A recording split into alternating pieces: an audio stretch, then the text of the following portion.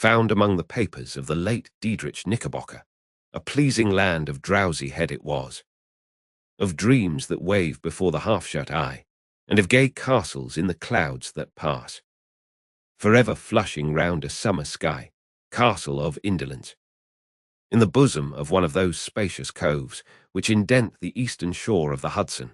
at that broad expansion of the river denominated by the ancient Dutch navigators the Tappan Zee, and where they always prudently shortened sail and implored the protection of St.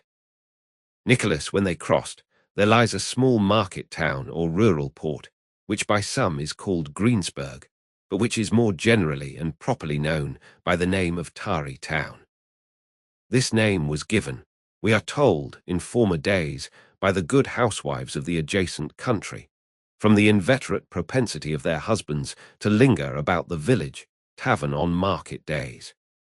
Be that as it may, I do not vouch for the fact, but merely advert to it, for the sake of being precise and authentic. Not far from this village, perhaps about 2 miles, there is a little valley or rather lap of land among high hills, which is one of the quietest places in the whole world. A small brook glides through it, with just murmur enough to lull one to repose, and the occasional whistle of a quail or tapping of a woodpecker is almost the only sound that ever breaks in upon the uniform tranquillity. I recollect that, when a stripling, my first exploit in squirrel shooting was in a grove of tall walnut trees that shades one side of the valley.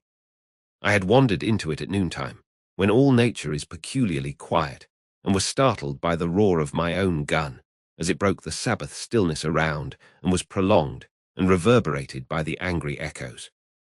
If ever I should wish for a retreat whither I might steal from the world and its distractions, and dream quietly away the remnant of a troubled life, I know of none more promising than this little valley.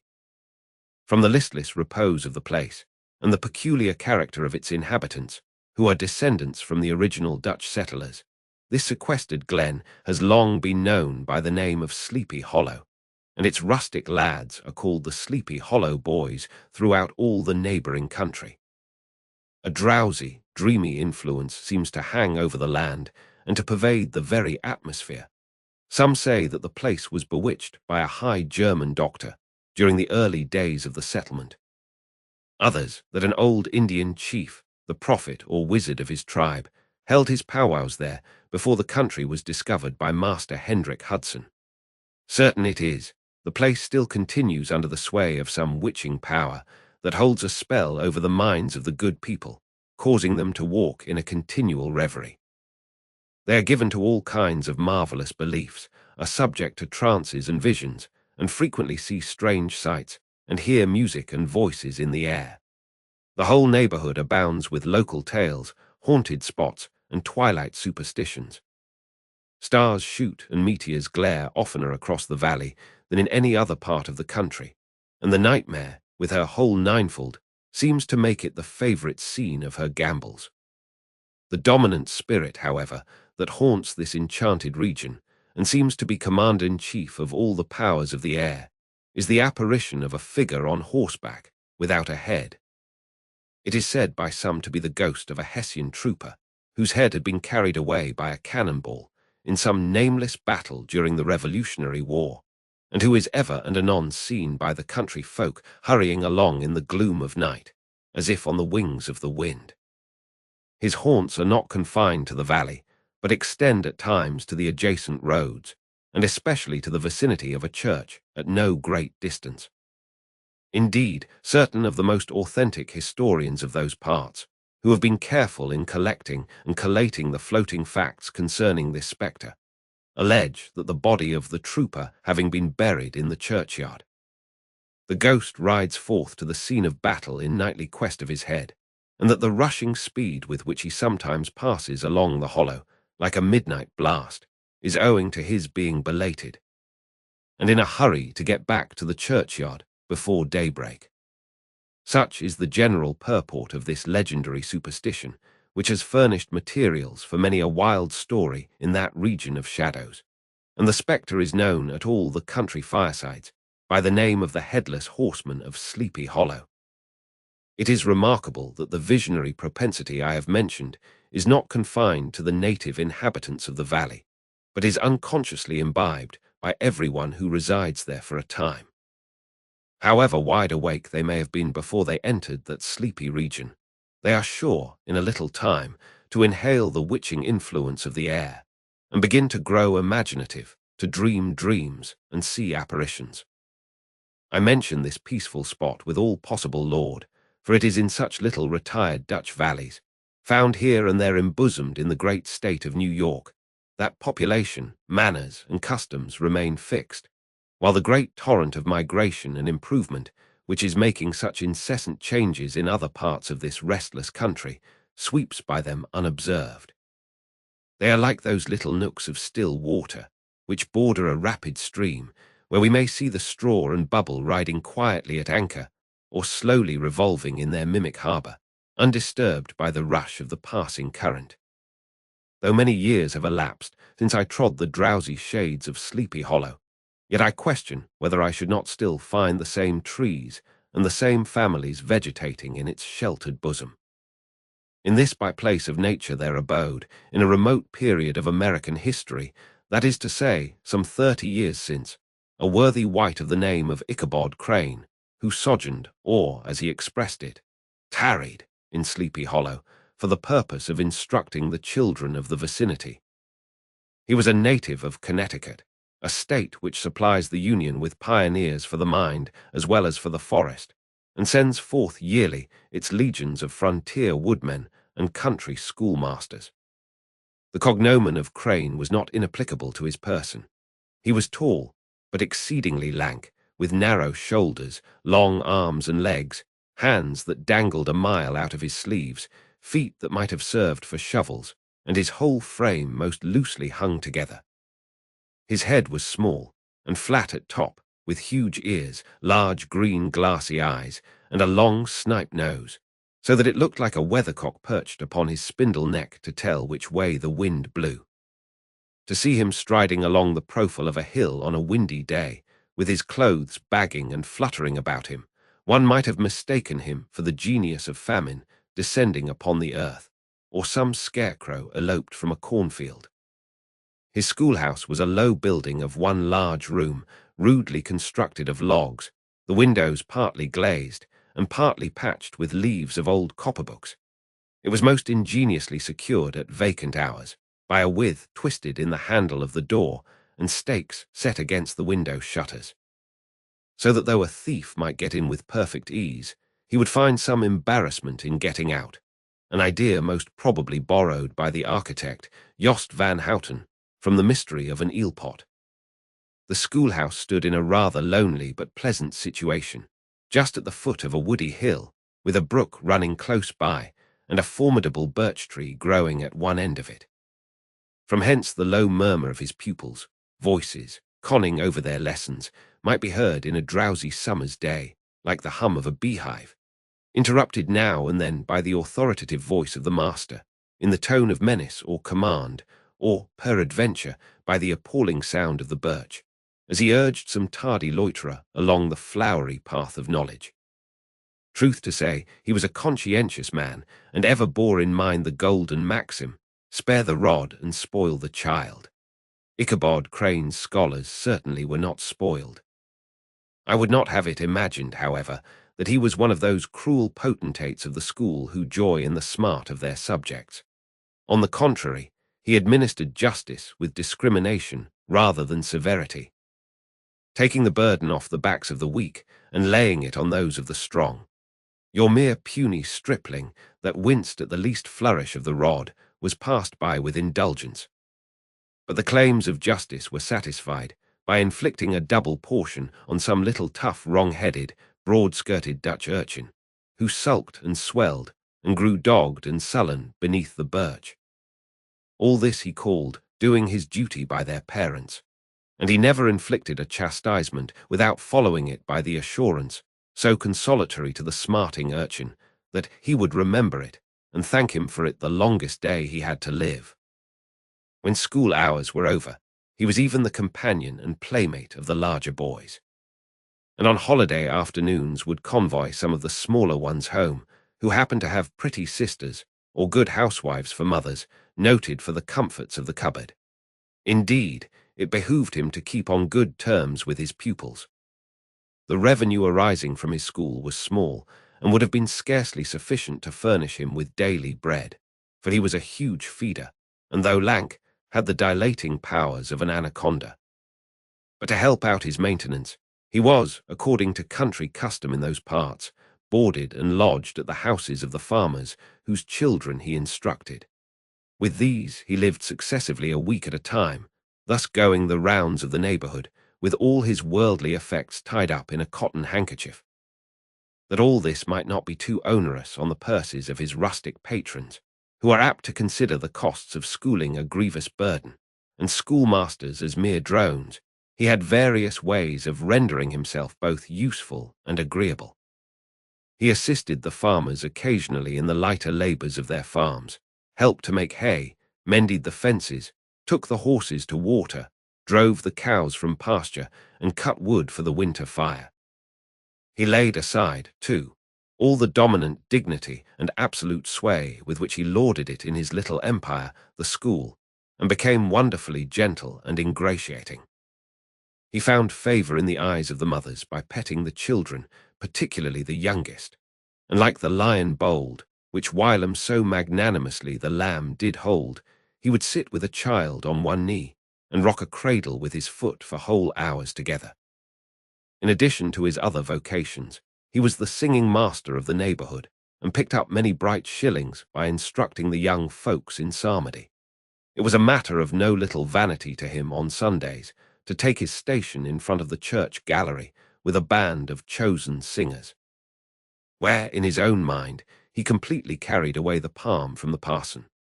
Certain it is, his voice resounded far above all the rest of the congregation, and there are peculiar quavers still to be heard in that church, and which may even be heard half a mile off, quite to the opposite side of the millpond, on a still Sunday morning, which are said to be legitimately descended from the nose of Ichabod Crane.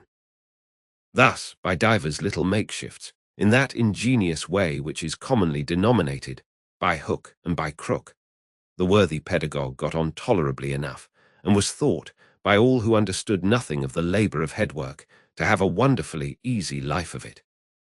The schoolmaster is generally a man of some importance in the female circle of a rural neighbourhood,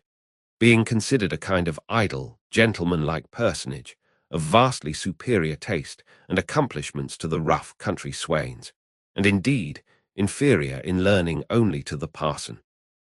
His appearance, therefore, is apt to occasion some little stir at the tea-table of a farmhouse, and the addition of a supernumerary dish of cakes or sweetmeats, or, peradventure, the parade of a silver teapot. A man of letters, therefore, was peculiarly happy in the smiles of all the country damsels, how he would figure among them in the churchyard, between services on Sundays,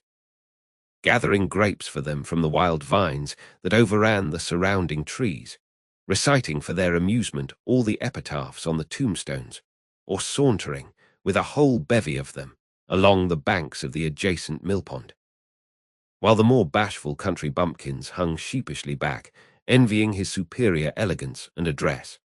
From his half-itinerant life, also, he was a kind of travelling gazette, carrying the whole budget of local gossip from house to house, so that his appearance was always greeted with satisfaction. He was, moreover, esteemed by the women as a man of great erudition, for he had read several books quite through, and was a perfect master of Cotton Mather's History of New England Witchcraft, in which, by the way, he most firmly and potently believed.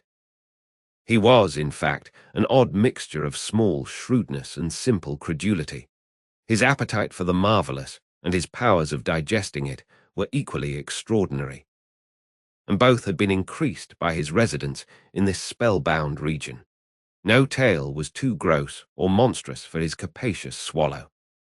It was often his delight, after his school was dismissed in the afternoon, to stretch himself on the rich bed of clover bordering the little brook that whimpered by his schoolhouse, and there con over old Mather's direful tales, until the gathering dusk of evening made the printed page a mere mist before his eyes.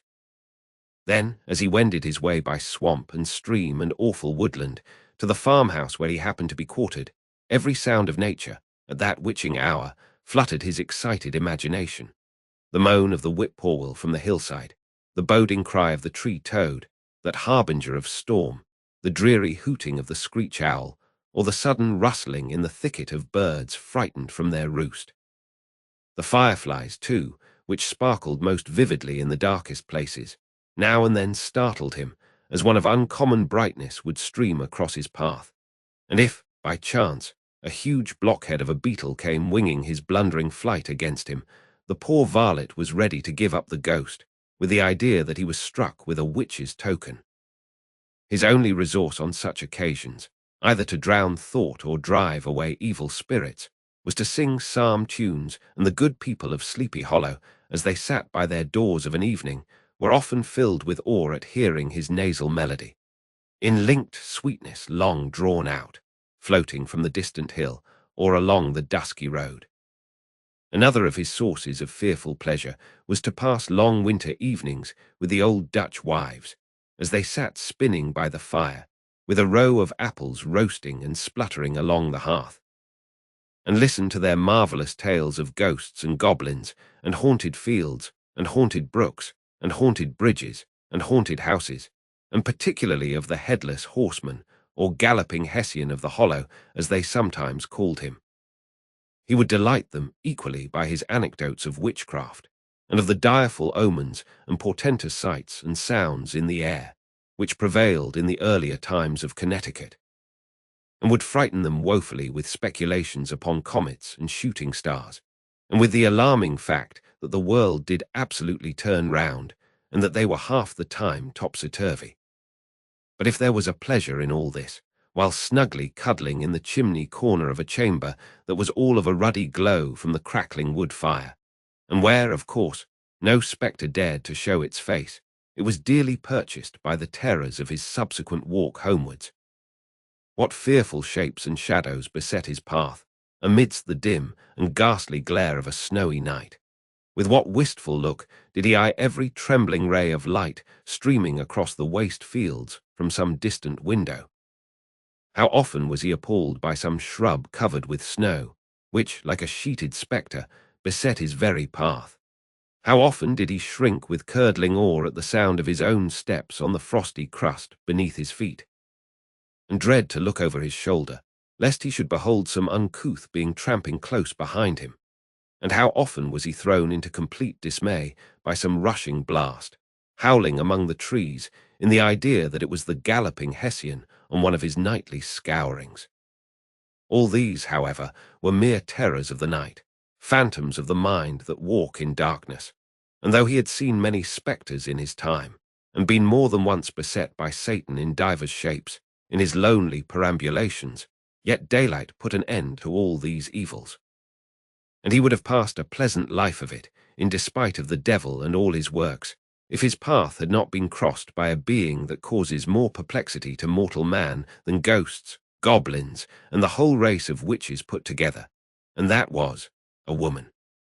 Among the musical disciples who assembled one evening in each week to receive his instructions in psalmody was Katrina van Tassel, the daughter and only child of a substantial Dutch farmer. She was a blooming lass of fresh 18, plump as a partridge, ripe and melting and rosy-cheeked as one of her father's peaches, and universally famed not merely for her beauty, but her vast expectations. She was withal a little of a coquette, as might be perceived even in her dress, which was a mixture of ancient and modern fashions, as most suited to set off her charms. She wore the ornaments of pure yellow gold, which her great-great-grandmother had brought over from Sardom, the tempting stomacher of the olden time, and withal a provokingly short petticoat to display the prettiest foot and ankle in the country round. Ichabod Crane had a soft and foolish heart towards the sex, and it is not to be wondered at that so tempting a morsel soon found favour in his eyes, more especially after he had visited her in her paternal mansion. Old Baltus Van Tassel was a perfect picture of a thriving, contented, liberal-hearted farmer. He seldom, it is true, sent either his eyes or his thoughts beyond the boundaries of his own farm. But within those everything was snug, happy, and well-conditioned. He was satisfied with his wealth, but not proud of it, and piqued himself upon the hearty abundance rather than the style in which he lived.